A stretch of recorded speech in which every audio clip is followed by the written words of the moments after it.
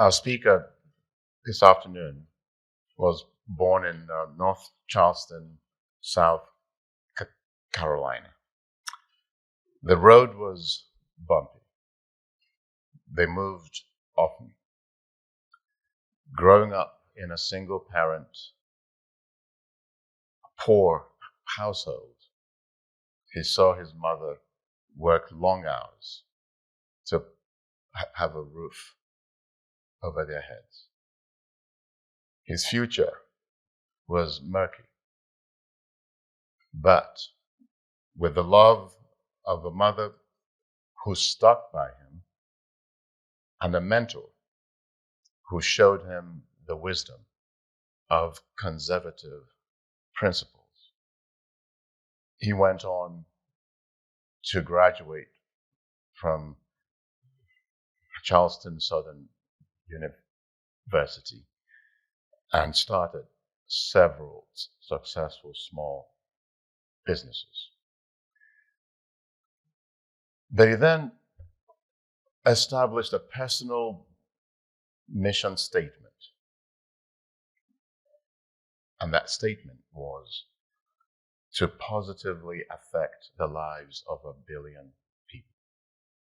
To positively affect the lives of 1 billion people. That personal mission statement led him to a life of public service.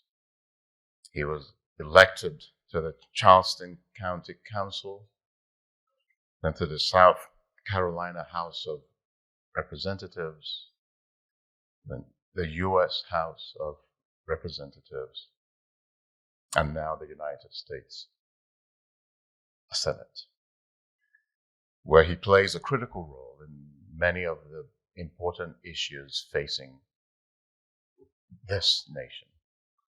He's a leader in workforce development, education, skills gap, diversity. He passed the landmark legislation in the 2017 tax reform law of opportunity zones that would bring billions of dollars of private investment into distressed communities. He has also been a supporter of law enforcement. He has moved legislation to bring more resources to law enforcement. And just this summer, he co-signed a bill to combat the rise of violent crime and to hold criminals more accountable. His biography is nothing short of inspirational. We're honored that he has traveled to be here with us this afternoon. Ladies and gentlemen, please join me in welcoming a great American, a great friend of law enforcement, the Senator from South Carolina, Senator Tim Scott.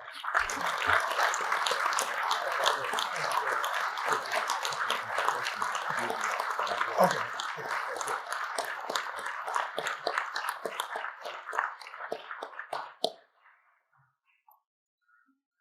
Thank you, sir.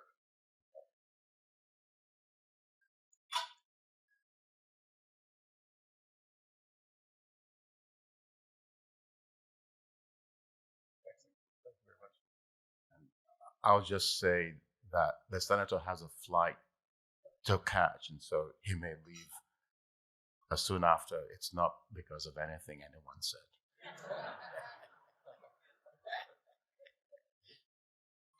That is true. It's not because of anything anyone says, although as a Southern boy listening to you New Yorkers communicate, it is quite a lesson in clarity, sometimes brevity, but always very, very, very sharp.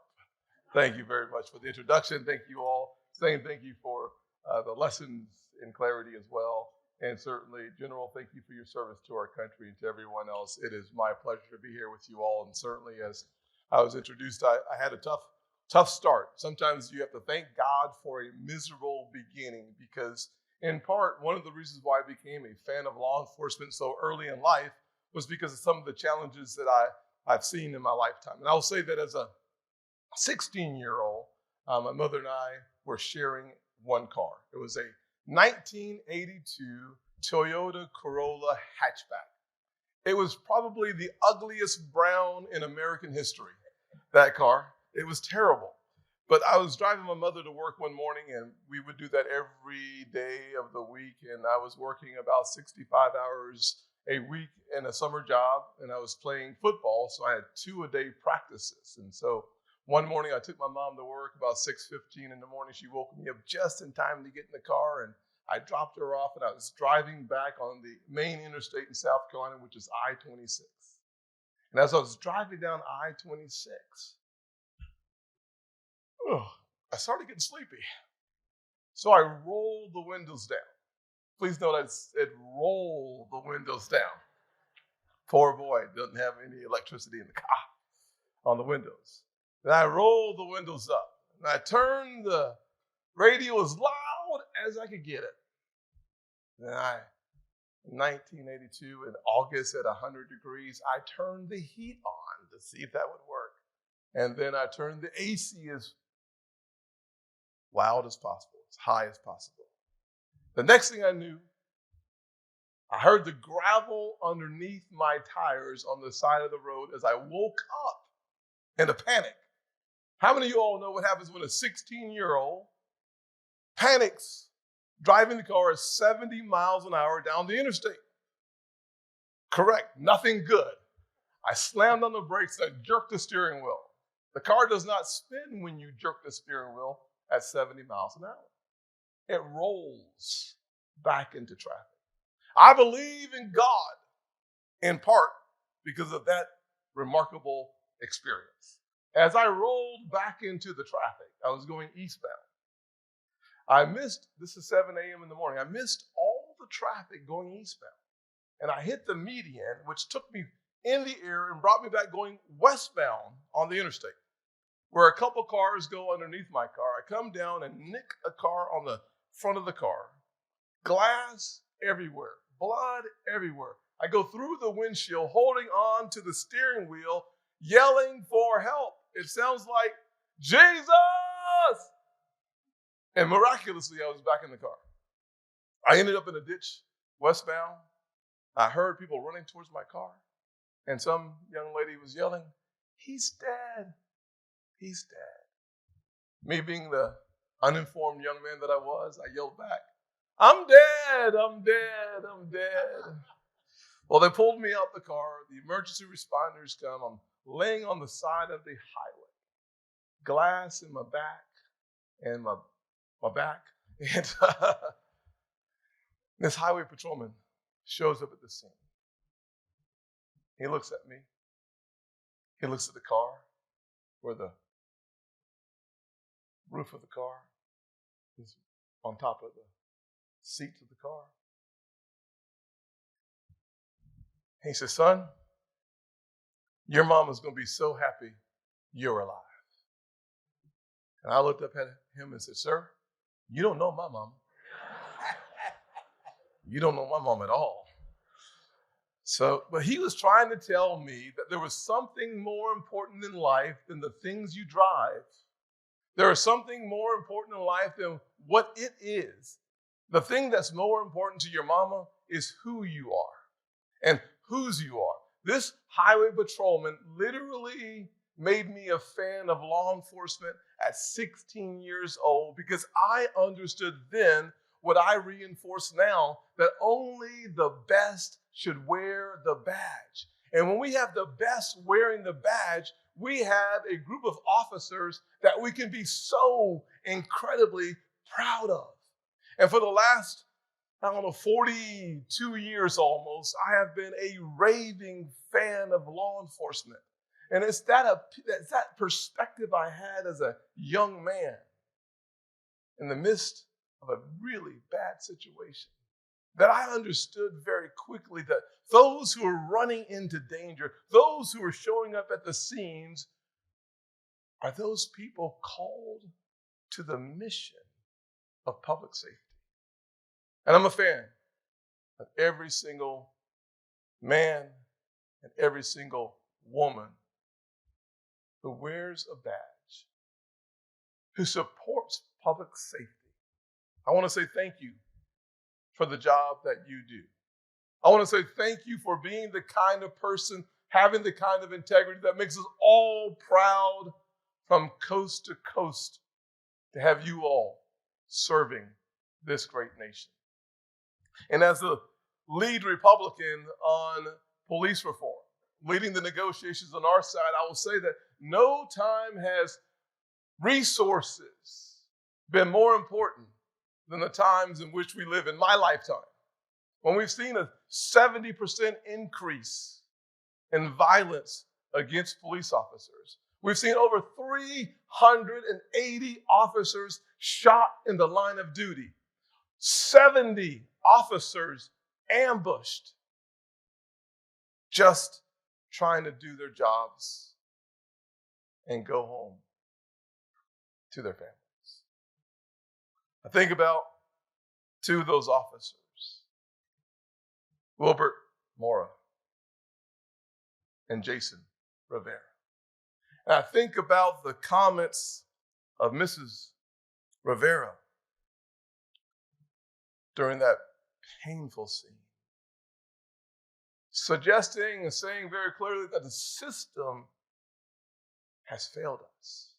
Because too often we see too many violent criminals back on the streets as soon as they are arrested, because too many weak prosecutors continue to put the lives of the officers in jeopardy and the lives of the community in jeopardy by putting those violent criminals back on the streets of this country. That is wrong. And we should do something about it. We either unelect them or the people who appoint them. We have a responsibility of creating an environment that is conducive not only for public safety, but for the safety of those doing the job, keeping us safe. It's one of the reasons why in my legislation, we target another $3 billion for grants to local law enforcement. What we don't need is a national standard of law enforcement driven from Washington, D.C., because New York City is different than Charleston, South Carolina. We should respect the leadership in New York City to make the decisions in law enforcement in New York City, but we should make sure that every single department in this country has the resources necessary to do the work. We should make sure that the resources and the training and the 21st century technology is yours so that you too come home to your families.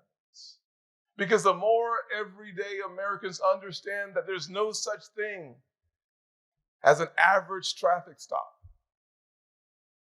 the safer our officers will be. When we understand that there's no such thing as an average domestic call, the safer our officers will be. And when we understand as lawmakers on the local, the state, or the federal level that negotiating on important parts of your resources, your equipment, including your qualified immunity, it has to be off the table if we want to make progress in developing strategies to keep you safe. We cannot negotiate on your qualified immunity. Let me just say, I get a little passionate about the issue because we live in a world where people want there to be a simple binary choice that does not exist. People want you to believe that you either are for law enforcement officers or you are for communities of color. That is a false binary choice.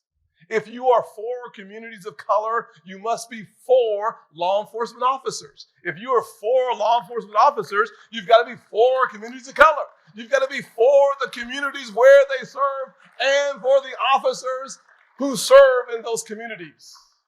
That's the truth. That's one of the reasons why 81% of African Americans across this country say we want the same level of policing or more. But if you watch the news, you walk away with a very different experience, different view. It's just in the way that my friends in New York talk. It's just a lie. It's that simple. It's just not true.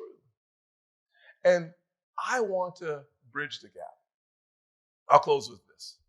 A good friend of mine, Trey Gowdy, a former Congress member in the United States House of Representatives and a fellow South Carolinian, he and I have gone through our state. We brought together law enforcement officers and law enforcement leaders with leaders from the African American community. And we found that when you start with rapport and credibility, it gives you permission to solve problems together. And we found very quickly after 3 or 4 of those meetings across the state of South Carolina that most people have most things in common. And that most people haven't done a ride-along with an officer to understand and appreciate the split-second decisions being made. And too often, too few officers have had the experience of being embedded in the community long enough to get to know the difference between a scene where there's a mental health episode happening and a scene when there's not one happening. We believe, and the officers taught us about community policing and the necessity of developing strategies around that. And so when we as Americans, and specifically as leaders, elected leaders with the power of the purse, listen to the officers first to come up with the strategies that work, we find that solutions, they're easier to find. But when we as elected officials think that we know best by some study we've read, some book we've written, or some place we've gone, but not on the streets with the officers, that we can make a decision on what's best for you and your life. That won't happen with conservative principles undergirding the next iteration of law enforcement on the federal level. That will not happen as long as I have breath to breathe and I'm a member of the United States Senate. And the good news for those who are on my side is I just got elected to another 6 years. So I'll just say, I'm here to stay, and our approach will work because it has worked. Thank you all for this tremendous award. Thank you all for letting a Southern fella come up to New York for just a few minutes to understand how it's said and how it's done. I'll take this experience with me, and I look forward to coming back. God bless you, and God, please continue to bless our men and women in blue. Wow.